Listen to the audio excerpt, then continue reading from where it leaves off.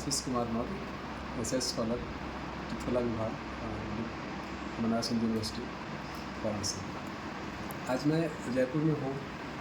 देश के बहुत ही मशहूर इंस्टॉलेशन आर्टिस्ट और पिछले कई सालों का अनुभव लिए हुए श्री विनय शर्मा सर के स्टूडियो में आया हूँ। सर हमारे साथ हैं। सर नमस्कार। प्रणाम सर। नमस्कार, शुभकामनाएं। सर आज आपके स्टूडियो में आकर के मुझे ऐसी अनुभूति हो रही है जैसे मैं एक अलग ही दुनिया में आ गया हूँ। या यूँ कहें कि बचपन में जिस चीज़ से हमने थोड़ी खिलवाड़ की थी, जो खेली थी, कुछ वो चीज़ें मुझे झलक देखने को मिली है। तो सर सबसे पहले मैं जानना चाहूँगा कि आप सर अपने बारे में ज़रा सा हमको बताएं कि आपकी जो जर्नी है सर ये इंस्टॉलेशन विभाग में, कैसे सर आप मतलब इसको देखते हैं? देखो, ये तो एक मानवीय प्रकृति कहो, प्रवृत्ति कहो, ये होती है कि आपने जन्म लिया तो हाथ पैर चलाने होते हैं और ईश्वर ने कई चीज़ें आपको दी होती हैं, उनके साथ आप चलते हो, बड़े होते हो, आपकी बुद्धि विकसित होती है, समाज आपको सिखाता है, घर पे आप कुछ सीखते हो, फिर आपके गुरुजन आ जाते हैं आपके जीवन में जो आपको उस रास्ते को और सरल करना बताते हैं। तो मेरा जन्म भी ऐसे ही गांव में हुआ, छोटा सा कस्बा। पिताजी टीचर अध्यापक थे। तो एक नैतिक शिक्षा की शुरुआत, एक मोरल ड्यूटी, एक समाज में क्या होती है आदमी की, वो मुझे परिवार से ही सीखने को मिली, बचपन से, पिताजी से। क्योंकि टीचर का मतलब ही है कि समाज को सुशिक्षित और नैतिक मूल्यों पर चलना सिखाने वाले व्यक्ति को शिक्षक कहते थे, जिसका अभी अभाव है, इन दिनों अभाव है, क्योंकि नैतिक शिक्षा लगभग खत्म सी हो गई है। तो वो चीज़ें मुझे घर में मिली। बचपन में आपको पता नहीं होता है कि क्या करना है, कैसे बढ़ना है, क्या होना है। वो एक सतत प्रक्रिया के तहत आप चलते हो, पहली, दूसरी, तीसरी, चौथी, पाँचवीं आप पढ़ते हो और एक समय आता है जब आपको कुछ करने का अवसर मिलता है। वो अवसर मुझे बचपन में तो मिला ही कई जगह। नाना जी ज्योतिषी थे, जन्म पत्रियाँ बनाते थे, जन्म पत्रियों में रंग भरते थे, रंग खुद हाथ से बनाते थे। ब्रश की जगह एक लकड़ी के उस पर ब्रश रुई लगाकर या कपड़ा करके उसकी ब्रश बनाते थे। तो ये सारी चीज़ें एक क्रिएटिव वे था ना उस समय का। तो वो सारी चीज़ें मैं बचपन से ही देखता था। स्लेट पे किस तरह से वो जन्म पत्र बनाते थे, वो किस तरह से लकीटें करके फिर उनको काटते थे, रेखाएँ बनती थी। तो वो सारी चीज़ें वहीं से सीखने को मिल गई। फिर पंडित जी के यहाँ हमारी पढ़ाई होती थी। स्कूल जाने से पहले नर्सरी की जगह हमें पंडित जी के यहाँ जाना होता था और पंडित जी हमको क्या सिखाते थे और उनका सिखाने का तरीका भी अलग होता था। एक तख्ती, लकड़ी की तख्ती, उसको काजल से हम काला करते, फिर उसको बोतल से हम उसको रब करके उसको साइन करते और खड़िया से कलम से उस पर गए हम लिखते। तो मेरी कला की शुरुआत उस कैसे शुरू हुई, उस कैसे जो रेखाएं बनी, उस कै का जो लास्ट एंड था वो सब चलना शुरू हुआ और वो अब तक चली रहा है, वो ख़त्म ही नहीं हुआ।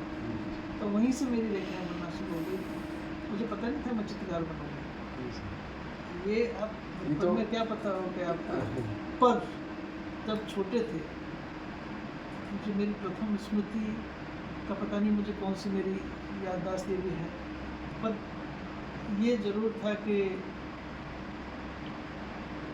उस समय एक सांझी पूजने का काम रहता था पूरे गांव में, और ये होती थी किस मोहल्ले की सांझी सबसे बढ़िया है।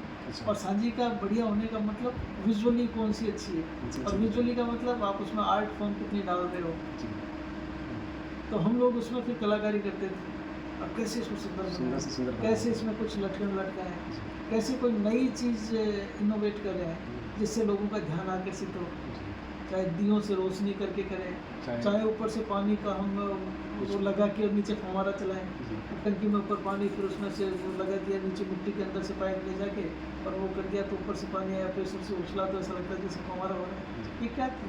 ये संस्थापन ही तो थे ना, इंस्टॉलेशन ही तो थे उस समय के।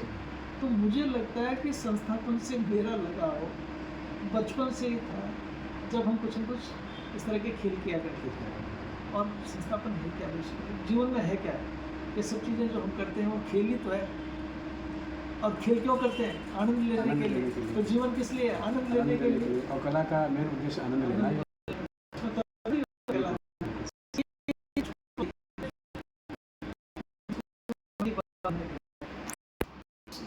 एक वो खेल होता है साइड में बैठने के लिए ना, मैंने एक बैठने का स्थान। एंट्रेंस दरवाजे की तरफ सीटें सी होती थी, जी जी जी। जैसे चबूतरा टाइप, छोटे छोटे चबूतरे ना, 2 फुट बाई 2 फुट का, हर घर के दरवाजे पे हुआ दरवाजे करते थे। पे। अच्छा। तो वो बैठक होती थी बेसिकली ना, कोई गांव से आया, कोई आदमी थका आ रहा है मिलने तो आया बैठ तो उस पर बैठ के फिर अंदर तो उससे जैसे लेडीज होती थी वो कह देती थी भाई कोठी पे बैठ जाओ थोड़ी देर। अच्छा। कुर्सियाँ वर्सियाँ नहीं होती थी तो गोखा कुर्सियाँ होती थी बेसिकली ना, ड्राइंग रूम तो होते नहीं थे। तो ड्राइंग रूम आते किसी आदमी को भी गोखे पे बैठे रहो, मैं भी नहा धो के आती हूँ, जैसा भी है कि नहीं तब मिलते हैं। तो उस गोखे के ऊपर झरोके जो थे उन पर चित्र बने हुए थे, अच्छा। खूबसूरत चित्र। तो हम पहली बार गए ना तो उन चित्रों की तरफ बहुत आकर्षित हुए। ये मुझे अब महसूस हो रहा है, उस समय तो पता नहीं मैंने क्या महसूस किया होगा ये वो नहीं, लेकिन उन चित्रों को मैं देखता रहता था। तो हो सकता है कला की एक कोई इस तरह का एक वो रही हो, मैं उस ओर आकर्षित होने लगा। वहाँ से सर आपका बीजारोपण वहाँ कर से सकते हैं। बीजारोपण एक बीजारोपण बीजारोपण वहाँ से शुरू हुआ और फिर जैसा बीज पौधा तो वैसा ही बनेगा। तो वहाँ से मेरा वो शुरू हुआ। तो ऐसे मेरी बचपन की जो रही, फिर उसके बाद फिर अलग अलग कई तरह के दौर आते गए, साइंस मैथमेटिक्स, क्योंकि कला को 2 दर्जे की शिक्षा मानते थे। कलाकार को ये मानते थे कि तो गया काम से, तो गया बीता लग गया इसलिए इसने आर्ट ली। तो साइंस मैथमेटिक्स दिलाती कि मैथ इंजीनियर बनाना है, इंजीनियर डॉक्टर 2 ही तो होते थे समाज में, बाकी तो सब गए भी थे। तो मैथमेटिक्स दिलाती, तो बेसिक इंटेलिजेंस थी इसलिए 7वीं 8वीं 9वीं तक तो चलता रहा। 10वीं भी पास कर ली, 11वीं में आते आते उस समय 11th होती थी, 12th 11th वाला सिस्टम नहीं था, 11th होता था। उसके बाद में आपको फर्स्ट ईयर में एडमिशन लेना। तो मैंने 10वीं में आते आते मैं कला की तरफ ज़्यादा, क्योंकि मैं स्कूल में भी करता क्या था कि मेरा सुबह में 5 बजे पहुँच जाता था, 5 साढ़े 5 बजे स्कूल में, और सारे जितने भी बोर्ड होते थे ना स्कूल के बाहर, उन पर वो सुविचार लिखने होते थे जी। बहुत सुविचार होते थे ना, नए वो स्लोगन कोटेशन। कोटेशन तो वो लिखने होते थे। तो वो काम मेरा रहता था, उसको डेकोरेट करके लिखने का काम, क्योंकि हैंड राइटिंग थोड़ी ठीक ठाक थी, तो वो अभी शौक भी थी। तो उस बच्चे सुबह सोने के लिए वो करते ना, उठने के लिए रोते थे, मैं तो तैयार होकर भागने में लगता था कि कब स्कूल जाऊँ मैं लिखूँ। तो उससे क्या होता था कि टीचर्स भी प्यार करने लग जाते थे ना, कि कोई बच्चा अगर आप चाहता है डेडिकेटेड वो है तो लोग बाग फिर आपको प्रेम करने लग जाते हैं। तो इसलिए फिर वहाँ मुझे स्नेह मिला, और स्नेह जब मिलता है तो आपका उत्साह दुगना हो जाता है। तो ऐसे मेरा उत्साह वर्धन होता गया, तो लोगों से हुआ, और लोगों से होने का कारण ये था कि मैं आत्मीयता से जुड़ता था लोगों के साथ, मैं किसी बनावटी पर नहीं होता था। अगर मैं किसी के साथ मैंने बात की तो मैं मन से करता था। और बात सर अगर हम राजस्थान की करें, हम राजस्थान में हैं, यहाँ का इतना रिच कल्चर, पुरानी सभ्यता जो कि मिनिएचर स्टाइल में समेटे हुए है, बहुत पुराना इतिहास है, और उन सब के बावजूद भी आपने अपने आप को एक अलग मीडिया में या अलग कुछ स्टाइल में या अलग विजन में देखना शुरू किया अपने कला को, जिसमें आपने एक अपना, हम लोग सर के स्टूडियो में बैठे, सर ने अपना एक खुद का म्यूजियम बना रखा है, और म्यूजियम का एक पार्ट मुझे लग रहा है सर आपके पास जो कैमरा है, कैमरा भी बहुत पुराना होगा, 1960 के दौर में कैमरा का इन्वेंशन हुआ, इससे भी पुराना आपके सर के कलेक्शन में कैमरे हैं। और सर लगातार अभी प्रैक्टिस कर रहे हैं और लगातार सर का एग्जीबिशन कहीं ना कहीं देखने को मिल जाता है।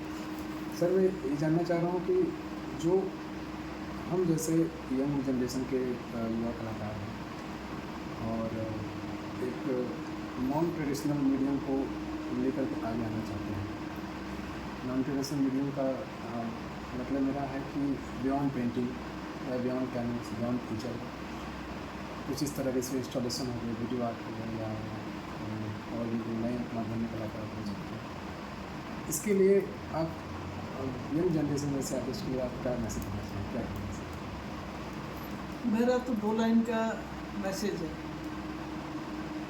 सोचो, समझो, देखो और इम्प्लीमेंट करो। सीधे इम्प्लीमेंट मत करो, पहले उसको देखना है, सोचना है, समझना है, उसके बाद इम्प्लीमेंट करो। तो ये एक प्रोसेस है। अभी क्या करते हैं हम, सीधा इम्प्लीमेंट उस पर जाते हैं, मतलब सीधा आपको रिजल्ट चाहिए। आप आम बनने के प्रोसेस को नहीं फॉलो करना चाहते, आपको तो सीधा आम चाहिए। तो उसका एक पूरा प्रोसेस है। बिना प्रोसेस के आप किसी चीज़ को प्राप्त करते हो तो आपको न तो खुद को मज़ा आता है, आपको मज़ा तभी आएगा जब आप उस पूरे दौर से गुजरोगे, ठीक है ना। तो मैं नई जनरेशन को संदेश देता हूँ कि एक तो हुडा-हुडी नहीं करें, बोर्ड में नहीं जाए, एकदम 10 सीढ़ियाँ नहीं चढ़ें, एक सीढ़ी चढ़ें। 10 सीढ़ी से गिरोगे तो बहुत बुरी दशा होगी। अगर पहली सीढ़ी से गिर जाओगे तो कम लगेगी, फिर आप समझ जाओगे, फिर आप दूसरी सीढ़ी चलोगे। पर सीढ़ी जम करके आप 8वीं सीढ़ी से वहाँ से गिरोगे तो गिरते रहोगे तो घाटते रहोगे, ठीक है ना। तो सीधा सा संदेश है, विचार करो। एक दिन में विचार नहीं आए तो 10 दिन करो, नहीं आए तो करते रहो, पर इम्प्लीमेंट जब भी करो जब आप अपने आप को तैयार कर लो, जब पूरा आपका पूरा भर जाए। फिर मैं एक चीज़ और कहता हूँ कि जो आप सोचते हो उस चीज़ को रिलीज भी करते जाओ, नहीं तो दम भी घुटेगा। आप जो सोच रहे हो ना उसको सार्वजनिक इम्प्लीमेंट मत करो, लेकिन आंतरिक आंतरिक रूप से उसको इम्प्लीमेंट करते जाओ। आपके मन में जो भी चीज़ें घट रही है ना उनको बाहर निकालते जाओ। अगर उनको आपने अंदर रख लिया ना तो आपका दम घुट जाएगा। आपको एक रेखा बनाने की इच्छा हो रही तो बना डालो, अपने आप को रिलीज कर रहे हो आप जो भाव आपके मन में आ रहे हैं ना, हजारों भाव, उनको आप निकाल रहे हो तो आप हल्का महसूस करते हो। अगर आप घुटते गए ना तो वो दशा बहुत बुरी होती है। अभी हम ऊपर स्टूडियो चलेंगे, मेरे स्टूडियो में, मेरा एक स्टूडियो है। अच्छा, ये आपका एक वास्तविक म्यूजियम है, आपका ये तो मेरा एक स्टूडियो और भी है आध्यात्मिक, ये तो मेरा एक आध्यात्मिक वो है जहाँ मैं विचार करता हूँ, सोचता हूँ, जहाँ मेरे विचारों को मैं एक रूप देता हूँ, ऊपर जाके उनको निकाल देता हूँ, फिर वापस आता हूँ, फिर यहाँ से भरता हूँ, फिर अंदर जाके निकाल देता हूँ।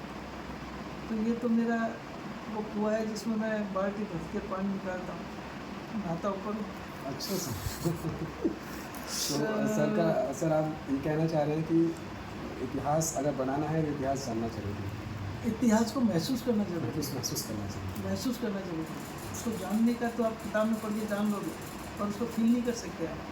फील करने के लिए तो आपको आंतरिक एक अलग तरीके की धारा बहानी होती है। आप पढ़ के और किसी भी उसको नहीं, आप सुनकर ज़्यादा महसूस कर सकते हो। अगर आपको कोई सुनाएगा तो एक रिदम के साथ आपके मन में एक लय चलेगी, उससे आप ज़्यादा समझ सकते हो। पढ़ के तो आप बिना इच्छा के भी पढ़ सकते हो, और अगर आपका ध्यान है, आप किसी को सुन रहे हो, यहाँ पे एक चीज़ को देख रहे हो तो उसकी पूरी कहानी आपको समझ में आ जाएगी। ताकि एक रेडियो ने क्या अपना महत्व अदा किया होगा, उसमें कितना महत्वपूर्ण रहा होगा। एक रेडियो 100 आदमियों को जोड़ने का काम करता था। आजकल तुम कहते हो ना इंस्टॉलेशन के बाद, एक टेलीफोन आदमी को तोड़ रहा है, एकाकीपन, कोने में जाके बात करेगा, किसी के सामने भी बात नहीं करेगा। तो क्या हो गया, मतलब क्या हो क्या रहा है, क्या मतलब इन दोनों पक्षों को हमको समझना बहुत ज़रूरी है। बहुत ज़रूरी है कि एक तो जोड़ना और एक तोड़ना। हाँ। अभी जो हम चीज़ें बना रहे हैं वो तोड़ने वाली चीज़ें ज़्यादा होती जा रही हैं। आप अपने माँ बाप, माता पिता के पास बैठना पसंद नहीं करते। बच्चे अपना चैनल खुद देखना चाहते हैं, अगर किसी दूसरे ने आगे चैनल कर दिया तो वो कहेगा कब यहाँ से जाएगा। कहाँ गई आपकी भावना, कहाँ गया आपका मन, अपनापन कहाँ रह गया। एक छोटे बच्चे को अगर वो कार्टून देख रहा है और आप चले गए, आपने न्यूज़ चैनल चला दिया तो उसका लगेगा कि कहाँ आफत आ गई, आप हैं उसके फादर। तो मैं ये बता रहा हूँ, ये चीज़ें हैं, लोग बात चाहे रियलाइज़ करें चाहे नहीं करें, ठीक है ना। ये तुम्हारे न्यू मीडिया की देन है। ये जो न्यू मीडिया है ना, जिसको हम बड़ा चढ़ा के लोगों के सामने वो कर रहे हैं, पेस्ट कर रहे हैं, ये वो चीज़ें हैं जो समाज में। मैं ये नहीं कहता प्रोग्रेस करो, हवाई जहाज में चलो, सब कुछ वो करो, पर एक दायरा बना दो, एक दायरा बना दो। नहीं तो अभी तो कुछ नहीं है, 10 साल बाद इतने पछताओगे तो रो भी नहीं सकोगे। जब रोना आएगा ना तो रो भी नहीं सकोगे, क्योंकि कोई आंसू पहुँचने वाला ही नहीं होगा। क्योंकि सब दूरियाँ दूरियाँ हो जाएगी दूरियाँ ना, हो रही हैं आंसू सब। तो वही पूछेगा जिसमें आत्मीय भाव होगा, जी, जी, वही जी। तो आपके आंसू जी, पूछेगा। जी, जी। जब वो भावना ही खत्म हो जाएगी तो आप कहोगे यार रो के भी क्या करूँगा, तो पहुँचने वाला तो ही नहीं। बिल्कुल सर। नहीं तो ये कुछ चीज़ें ऐसी हैं जिसको सर- हमें समझना होगा। सर ने बताया कि ये मेरा स्टूडियो है जहाँ पे मैं कुआं है जहाँ से पानी निकालता हूँ और नहाते सर कहीं और हैं। कहने का तात्पर्य ये है कि सर का ये जो है ये मंथन स्थल है जहाँ पे सर बैठ के मंथन करते हैं, घंटों घंटा बात करते हैं, सारे ऑब्जेक्ट्स जो रखे हुए हैं या इनसे संवाद करते हैं। ये सारे ऑब्जेक्ट्स भी सर से संवाद करते संवाद हैं। करते हैं, बिल्कुल संवाद करते हैं। मैं कई बार रेडियो से बात करता हूँ, दरवाज़ों से बात करता हूँ, घंटों बात करता हूँ और उनके दर्द सुख दुख उस समय की सारी कहानियाँ जैसे मुझे सुना रहे हो ना, दरवाजे की व्यथा आप सुन के रो पड़ोगे। मतलब दरवाजे ने क्या मुझसे कहा, तो वो सारी चीज़ें मैं सुनाऊँ तो इतना मुझे अपने आप को इतना कष्ट हो कि इस दरवाजे के साथ क्या क्या बीती, क्या क्या इसने सहन किया है। और उसके अपने परिजन ने इसको निकाल कर चोरियों से निकाल कर जैसे कोई फांसी लगा दी और फेंक दिया और कचरे में दीमक लग गई उसकी, फूल बुला रहा है, वो तड़प रहा है। और मैं उसको साफ करके जब लेके आता हूँ तो कितना पसंद होता है। वो कहता है कि मेरे आप नए जन्मदाता हूँ। तो ये सब चीज़ें जब आप किसी चीज़ से संवाद करते हो ना तो आपको यार ये सब भावनात्मक चीज़ें हैं। मैं नहीं कहता सर, कि लोग इसका आनंद लें या नहीं लें। सर हम लोग जयपुर आए हैं, जरूर चाहेंगे आपका वो भी स्टूडियो भी एक बार बिल्कुल अभी देखा हम जाए। चलते हैं, बिल्कुल बिल्कुल चलते हैं, उस स्टूडियो में चलते हैं। ये सर का साउंड सिस्टम है जो वाह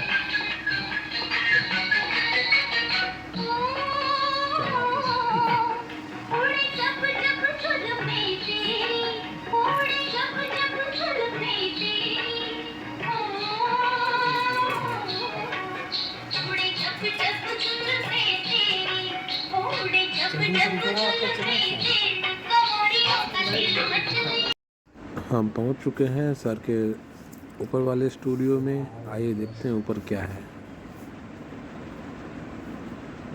वाह,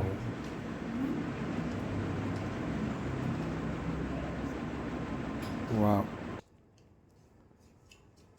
स्थान पे जहाँ सर बैठ के डेली प्रैक्टिस करते हैं, रियाज करते हैं। जैसा सर ने बताया नीचे कुआं है और पानी निकाल के सर नहाते हैं यहाँ पे। तो सर आप मतलब ये जो दृश्य है आप देख रहे हैं और ये जो स्थान है अपने आप में एक मेडिटेशन फील हो रहा है यहाँ पे। वैसा लग रहा है जैसे मैं कोई साधना करने बैठा हुआ हूँ। और मेरा सौभाग्य सर मैं आपके साथ यहाँ बैठ के मैं खुद इसलिए बैठा हूँ ताकि मैं महसूस कर पाऊँ इस जगह को। और बाकी आप सर बताइए आपका जो स्टूडियो है, मुझे तो मतलब प्रश्न ही नहीं आ रहा कि मैं सर से प्रश्न क्या पूछूं, क्योंकि मेरी दृष्टि जहाँ जहाँ भी जा रही है हर एक कलाकृति ऐसा लग रहा है कि मतलब बातचीत हो रही है, संवाद हो रहा है। नहीं बिल्कुल सही कह रहे हो। साधना ही है, साधना नहीं, एक नित्य कर्म जिसको कहते हैं, नित्य कर्म।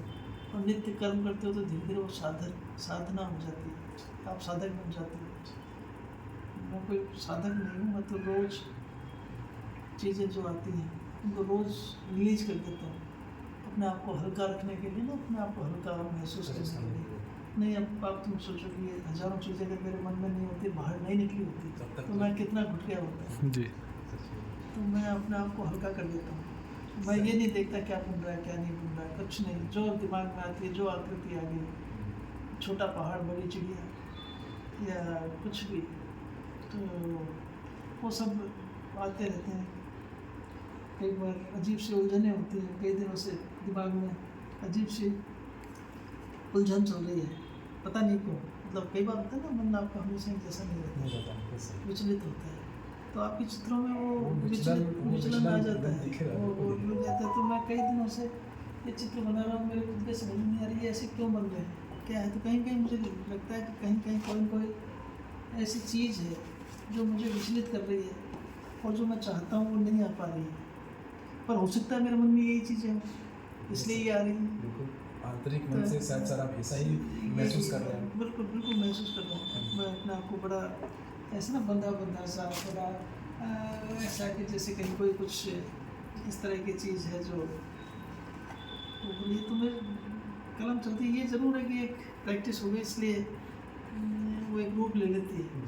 पर इसमें विचार जो मैं चाहता हूँ वो विचार नहीं आ पा रहे हैं।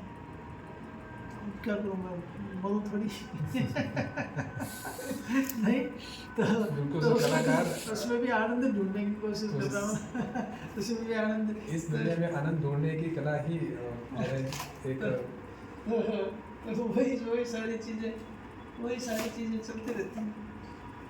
उसमें से पक्षी पक्षियों का बच्चों आपस में एक दूसरे से ये मनमुटाव होता है ना, मनमुटाव है दोनों में। जी दिख रहा है एक लोग का एक कन्नु इस तरफ दूसरे का इस तरफ। अब पता नहीं वो मुझे भी यही लग रहा मुझे तो वैसा ही लग रहा है सर। ये है आज का समाज।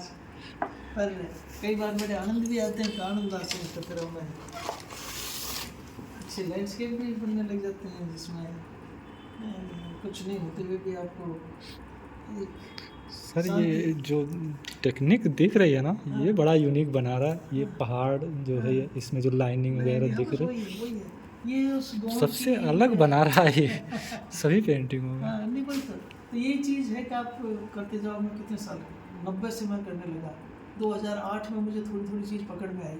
जी। कितने साल 18 साल तक मैं ये लगातार करता गया, तब जाके ये मसाला तैयार हुआ। नहीं बहुत शुक्रिया सर। तो इसलिए इस मसाले को, वो चटनी होती है ना कोई जैसे जी, जी, जी। पकौड़ी वाले के वो गोरे बिल्कुल, उसके बिल्कुल। सब मैं तो इसी से ये खाता हूँ। आर्टिस्टों का चटनी है। मेरी पकौड़ियाँ नहीं।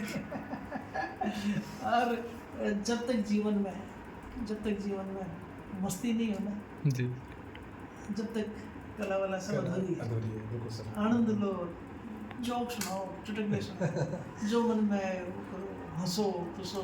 मतलब कहीं कोई किसी भी चीज़ की तो ये समस्या मत सर के व्यक्तित्व को और सर की साधना को समझने के लिए ये वीडियो कभी भी पर्याप्त नहीं हो सकता। सर को समझने के लिए बहुत वक्त की ज़रूरत है, बहुत वक्त लगेगा। और मैं सर 2023 में आपके पास आया हूँ। अभी आज 3 अगस्त 2023 चल रहा है सर। आपके पास आया हूँ, मिलने का सौभाग्य प्राप्त हुआ और आपने मुझे पूरा दिखाया, अपना एक दर्शन दिया सर। दर्शन साथ साथ आपने अपनी कला से भी रूबरू करवाया, उसके लिए बहुत बहुत धन्यवाद सर। मैं आप लोगों का भी धन्यवाद। मैं असलियत में मेरा उद्देश्य मेरे जीवन का भी कहो या अच्छे लोगों की, क्योंकि मुझे कुछ चीज़ें ऐसी लगी जो तुम आत्मीय भाव से कर रहे हो, इसलिए तुम्हारे साथ बात करने की इच्छा है। नहीं तो कई बार क्या होता है, लोग बाग आते हैं वो बोलो ये कितना सुंदर है, ये कितना सुंदर है, उस सुंदरता की गहराई पर नहीं जाते कि जी। सुंदर है क्यों। तो बाह्य आवरण को देखकर पर तुमने थोड़ी सी चीज़ों को गंभीरता से जानने की कोशिश की, समझी। अब किसी आदमी को कोई आदमी समझ नहीं सकता, ये तो बिल्कुल सत्य बात है। तुम यहाँ 10 दिन भी रह जाओगे तो मैं हकीकत में क्या हूँ समझ नहीं सकते, नहीं समझ सकते। मेरे मन में पता नहीं कितने बुरे विचार हैं, अच्छे विचार हैं, ये तुम्हें क्या पता है, ये तो मैं जानता हूँ ना। तो इसलिए हर आदमी को अपनी औकात में रहकर उसको हमेशा महसूस करो मेरी तो ये हैसियत है, तब तो आप संयमित और सही ढंग से अपना जीवन। और अगर अपनी हैसियत से ज़्यादा अपने आप को शो करने की कोशिश की तो धड़ाम से गिरोगे, कोई बचाने वाला भी नहीं है। कोई बचाने वाला नहीं। तो ये है, तो मैं तो मेरी औकात जानता हूँ। ये ठीक है, आप लोग भी बढ़ाई करके मेरे को खुश कर जाते हो, ये लगे, पर वास्तविकता क्या है वो मैं ही जानता हूँ। सर आप बिल्कुल मैं समझ सकता हूँ सर, आप एक प्रतिदिन का ये लड़ाई है आपका। मैं समझता हूँ कि आपका प्रतिदिन का लड़ाई है और रोज़ का झगड़ा है। रोज़ का झगड़ा है, और वही झगड़ा आपके मतलब ये निकल करके आता है। इसको हम लोग कला का, चित्रकला का नाम दे रहे हैं। वही है बात, हकीकत तो यही है। अंत में मैं अपने साथी अमन को धन्यवाद दूंगा, क्योंकि वो पिछले काफ़ी देर से वीडियो बना रहे हैं और इस मोमेंट को, जो सर से मिलने का सौभाग्य प्राप्त हुआ है, इसको एक ऐतिहासिक पल बना करके हम लोग इसको हमेशा याद रखेंगे। इसके लिए वीडियो अमन ने बनाया, अमन को बहुत बहुत धन्यवाद। अमन भी अभी दीनदयाल उपाध्याय गोरखपुर से PhD स्कॉलर हैं अमन अभी वीडियो में आ जाओ।